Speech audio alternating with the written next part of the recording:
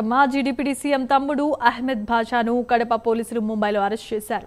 అహ్మద్ భాషా గతంలో Kadapa MLA Madhavi Reddy, TDP నేత శ్రీనివాసులు రెడ్డిపై అనుచిత వ్యాఖ్యలు చేశారు.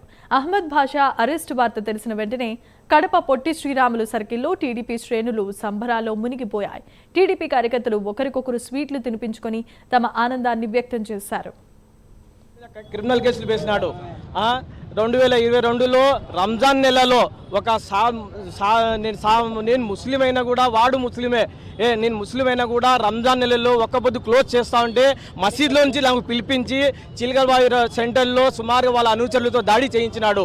రంజాన్ నెలలో నా మీద రేప్ కేసులో వేయించినాడు. 2023లో దాడులు చేయించినాడు.